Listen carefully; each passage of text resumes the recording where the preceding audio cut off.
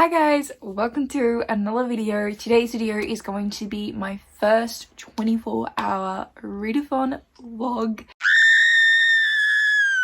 I am so excited because I've never done a 24-hour readathon before, and it's something I've been meaning to do since I've started my channel. So it was, really about time that I did it. I really also want to do it now, and I'm planning to try and do quite a few more of these before the end of the year because my Goodreads TBR.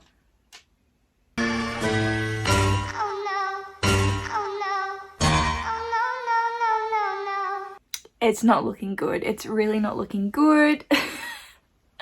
I know it's not like a goal to take seriously, the Goodreads TBR, and I don't usually, but I feel sad because I just feel like this year, in terms of my reading, I feel like I've missed out on so many books, and it's literally just because I haven't had the time to read, and I've missed reading, and I've missed making videos. So I really want to take every opportunity I can before the end of the year to do as much of that as I possibly can. And I think 24-hour readathons are going to really help me boost my reading motivation, boost those Goodreads books read numbers, also just help me, like, I don't know, get back on track with booktube and reading and just all of that I really have been missing from my life this year.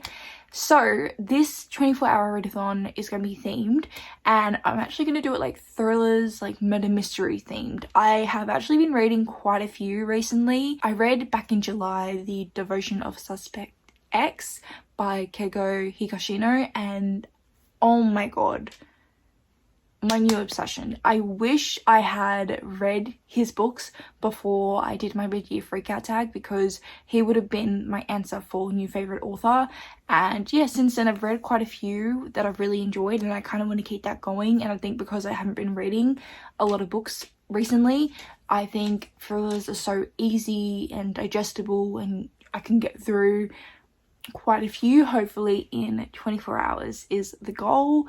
And yeah, Tammy, my friend from Tammy Tries to Read, may be joining me, just like bits and pieces. I think we're going to do some reading sprints together. I haven't decided yet if we will go like YouTube live or just like do it with just us two, because I haven't done a YouTube live in so long, so I'm kind of nervous. But we'll see how we go. So the first book I really want to get read is an audiobook, and that is the audiobook for A Good Guys, so wrong. Anyway, A Good Girl's Guide to Murder by Holly Jackson. I really want to pick this one up because I've heard nothing but good things, particularly from Meg with Books. She's always talking about this series, and I really just am intrigued, and I really want to listen to the audiobook of. I think I will probably get most of my reading done in the 24 hours by listening to audiobooks, because I have a lot I need to do. Particularly, this is my new library room. I still have so much to do, so much setup to do. I've got a few boxes left to unpack. This is one of them. It's not alcohol. All my books were packed in alcoholic boxes, but it's not alcohol, I promise. Now, I'm not going to organize my books. I'm going to do a whole separate video, like a bookshelf library organization and setup, but I just kind of want to make it neat. Like, this side is neat. That side over there, it's awful. It's shocking. So I just want to kind of neat it up, and I'm going to save organizing where I want to put all the books. I don't know if I'm going to do it author, genre, size, haven't figured that out, but that's going to be saved for the organization video. And I just have like a lot of other things that I still need to do from the move. And yeah, so I definitely need to listen to audiobooks while I do that. The other book I really want to try and pick up in this 24 hours is Diary of a Murderer.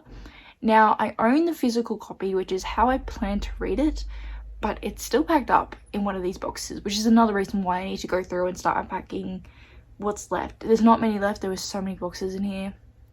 So many boxes. Most of them are gone. We're down to just a few, which is exciting, and hopefully I can find Diary of a Murderer and read it. All I know about that book is it's a short story collection. I don't know if it's one of those short story collections where the stories all kind of weave together somehow, or if each story is completely separate and its own. But I do know that the plot of the book, or at least one of the stories, follows this man who was a murderer when he was a young guy, and now he's like a middle-aged man and he has a daughter, and he's been in retirement since he's had his daughter, but he's decided to come out of retirement from his serial killing side job, I don't know what to call it, because his daughter gets a girlfriend, and that just sounds so interesting.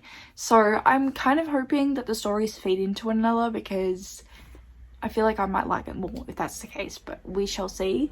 I have a whole bunch of other books just beside me that are like thriller murder mysteries that I can also pick up. I'll quickly go through this list. We have The Girl on the Train. I also have Luckiest Girl Alive. I don't remember what this is about. I'm going to not read synopses for any of these books and just sort of tell you what they're about once I read them. And then The Night Film, which looks really chunky, but it's a book that is, what's it called, multimedia, that's the word. So we have like emails and like all sorts of things, like pictures. Then we have Gone Girl, and lastly is The Silent Patient. So yeah, those are options, and I think I have a few more on the shelves, and I'll probably find more once I unpack. Anyway, I'm gonna go get going and message Tammy, and we're gonna get started. Okay, so I'm 130 pages in basically. I did do some reading sprints with Tammy. It was just the two of us. We didn't go live or anything. And so far so good. This is a really easy read. Like, I think it's a good book to read in like a 24-hour readathon, but I don't think it's going to be a favorite or anything. Basically we're following this woman. Well, we're not even following this woman, but there's this woman who killed her husband about 7 years ago before the book starts, and it was a huge like mystery why she killed him, and the circumstances was a bit weird. Like, she had shot him and stabbed him, I think, and she never spoke after killing him, and so it's this huge mystery as to why she did it. And we follow not her but a psychotherapist who has just started working at the facility she's been kept in, and like he chose to, you know, try and get employed at this particular facility because he wanted to treat her. It's good, but like kind of weird. Like it is kind of feeding into that like crazy woman sort of, like, you know, the stereotype with like women with mental health conditions. There is a little bit of that being fed into, and there's a few comments that I'm just like, why? I will say there's a lot more focus on the psychotherapist and his story and life journey than there is the women. I don't know if the author's chosen to do that just because he wants to keep the mystery of why she did what she did longer, or I don't know. I don't know what else. At the moment, I'm not loving it that much. That choice, just because it makes the female character, her name's Alicia, by the way, it makes her just feel like a plot device, or like, you know, she is the plot. And there's no actual real characterization around her. But like I said, so far I've only gotten so little or very little of her that I can't like really make that statement right now. But it's just sort of a thought that's floating and something I'm keeping my eye out and on at the moment. But yeah, I'm definitely going to try and finish this. I have been switching between the audiobook and physically reading this, which I think I'm going to continue to do. I need to get cracking with cleaning that room. I probably won't update you until I finish this book.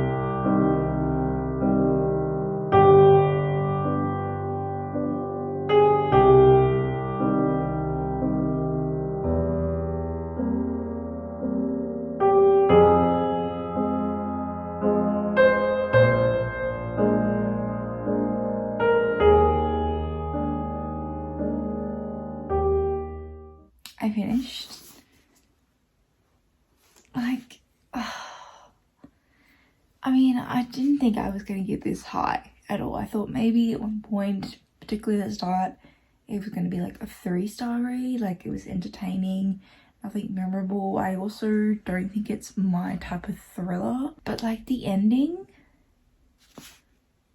I don't like. Like, I think what I didn't like about this is really the characters.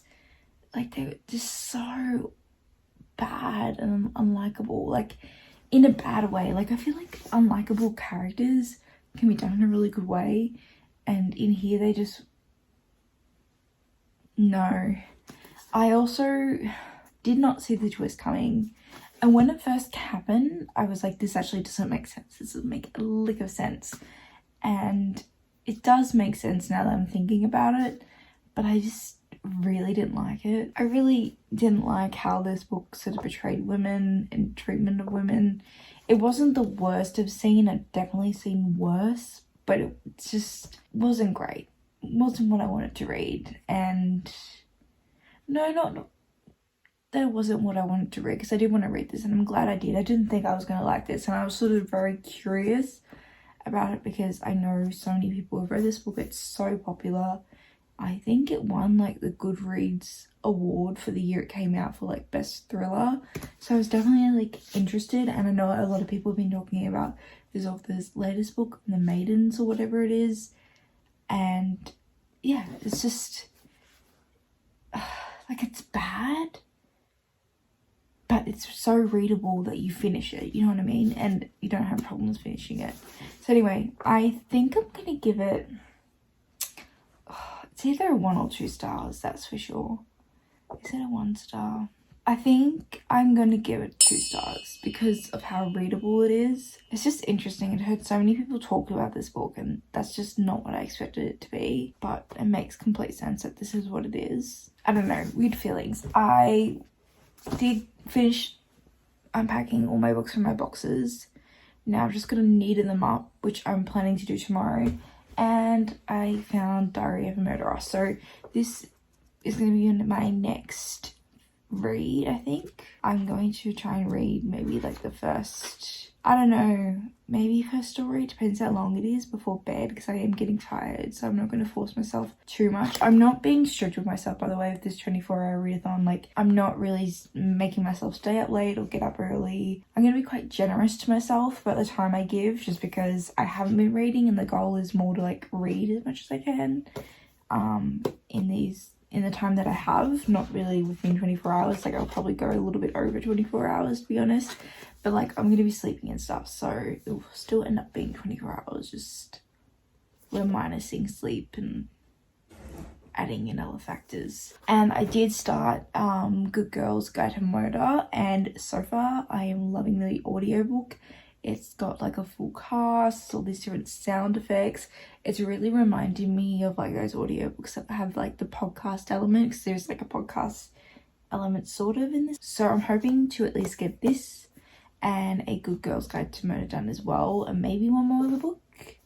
We shall see. Okay, it's the next day and I still have a lot of reading to do. I'm making good progress, especially on A Good Girl's Guide to Murder, which I am loving. I'm flying through it. I've just been listening to it while I had my breakfast, so I got ready for the day, and it is such a good audiobook. Definitely on my top or favorite audiobooks of all time. It's really, really good. I realized in my like tiredness last night, I didn't like bother to explain to you what the book is about, so I'm going to do so now. It follows a girl who has chosen to do this school project on this murder case that happened in her town. So she lives in sort of a small town where everyone knows one another, and 5 years before the start of the story, there was a case where a girl went missing, and she still to this day has never been found.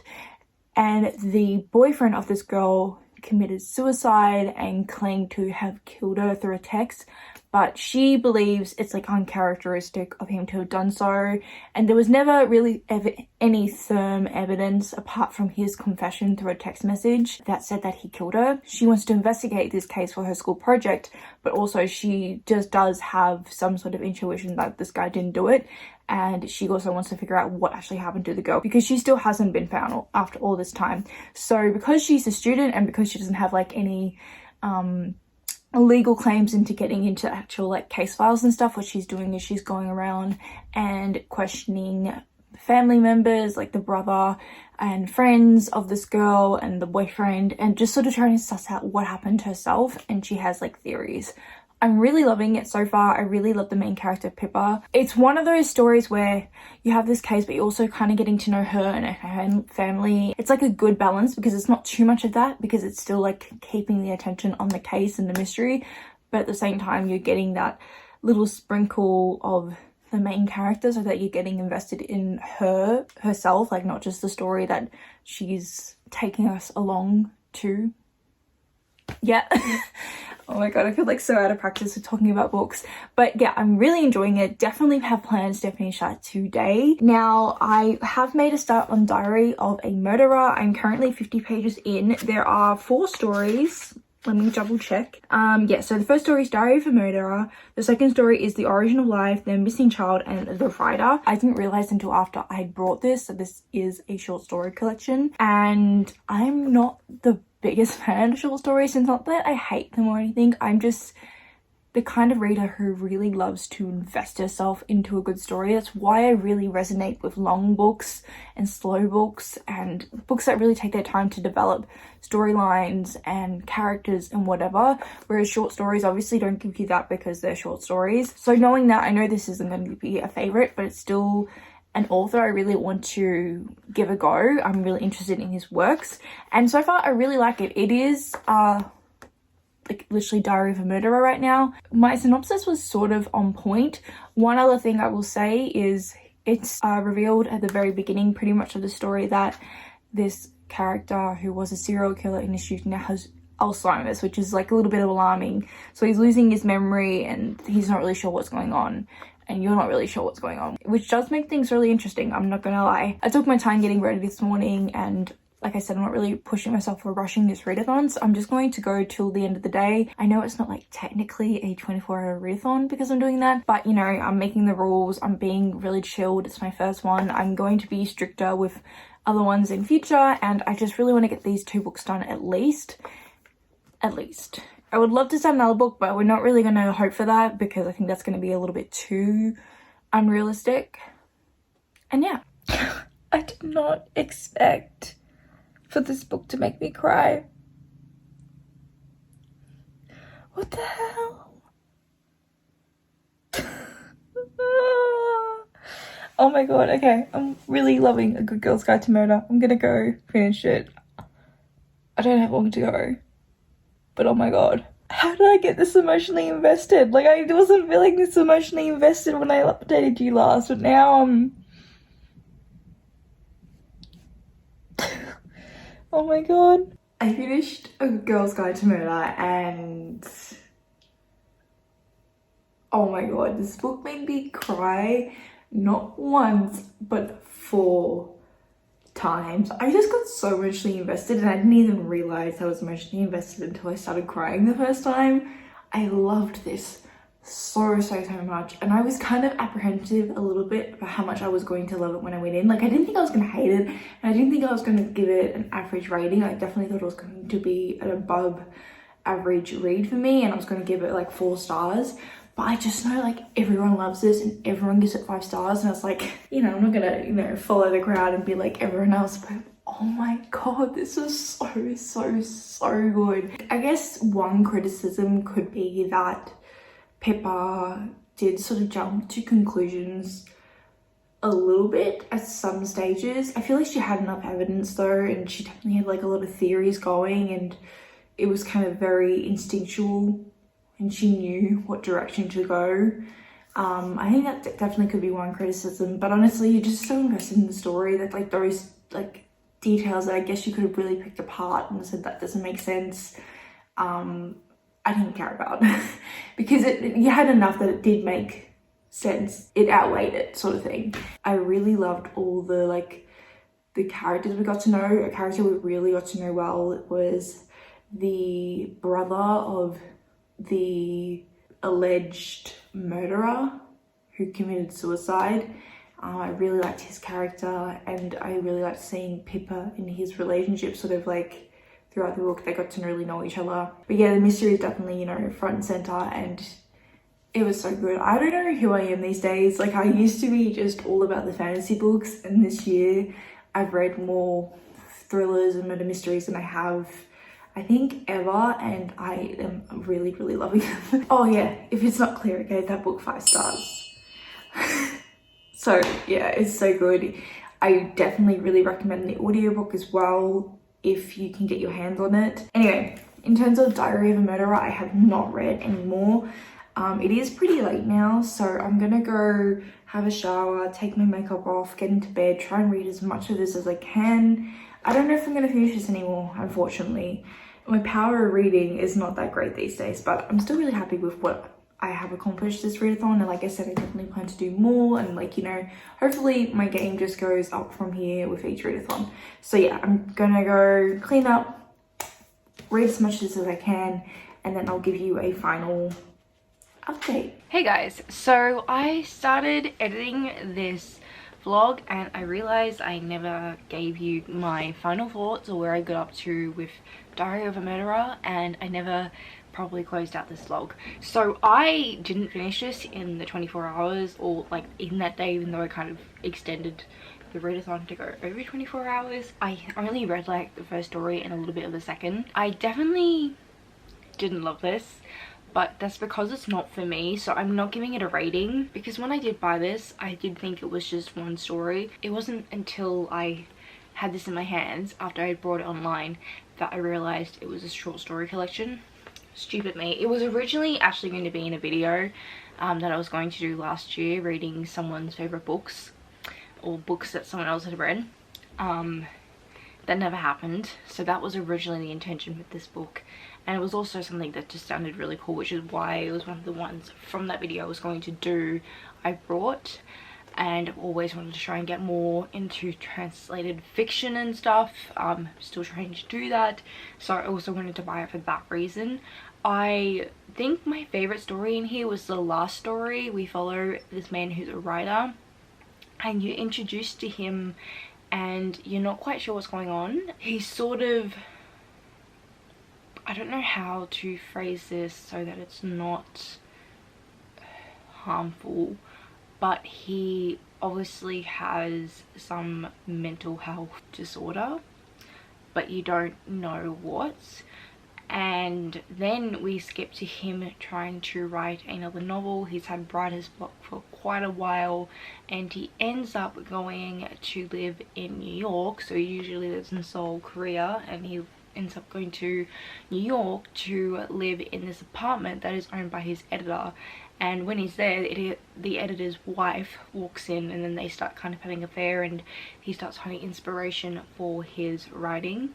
A lot of the stories, and this is one thing I really appreciated out of the stories, was it did look at a lot of mental health and trauma. I also really just liked all the concepts. The second story was, what was the second story? There was only 4 stories. There was one about a missing child. That was either the second or the third story. Okay, so it was the third story. That was the missing child who went missing when his parents were in the supermarket. And then we look at the mother and father throughout the years and them putting their whole life into finding out what happened to their kid and trying to find him, to the point where they, you know, it wrecks their livelihoods. They end up losing their jobs because they're taking time off work to try and find their kid, and they're putting all their finances into finding the kid, and then it goes 10 years later and the kid is found and returned to them by the police, and sort of that aftermath. And then the second story, and the last one I'm going to talk about, is The Origin of Life. I did not like this that much. It was like 20 pages long, and very not memorable. We follow a man who ends up being reunited with this woman who he actually knew when they were both kids, and they kind of start having an affair, and she has like an abusive husband. There wasn't a lot to that story. It was only 20 pages. The rest were longer.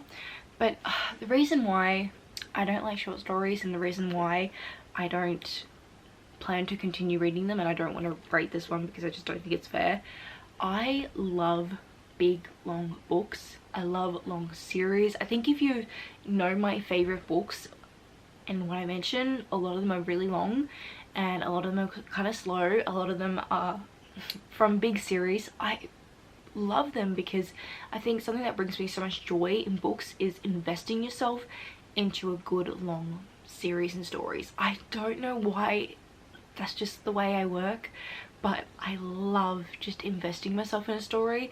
And I just feel like when it comes to short stories, I can't invest it. Like, I love just opening the book, sitting down, and know that I'm gonna be with it for a while. There is something about that that makes me just so content, and describing it makes me feel like I'm a little bit silly. Hopefully you know what I mean. But yeah, I definitely don't plan to read short stories from now on, unless it's like from a series or something I've read. Like, I have read like Brandon Sanderson's short stories and I did like them, so like I'm not gonna write them off completely, but I definitely know like fiction short stories aren't for me, unfortunately. Glad I gave this one a go though. But yeah, that's it. Thank you so much for watching. I am going to do another one of these in October, so look out for that. Hopefully more than one, fingers crossed, because I have so many books I want to read in October. It's crazy at this point. But I hope you're enjoying whatever you're currently reading, and I really hope to see you next time.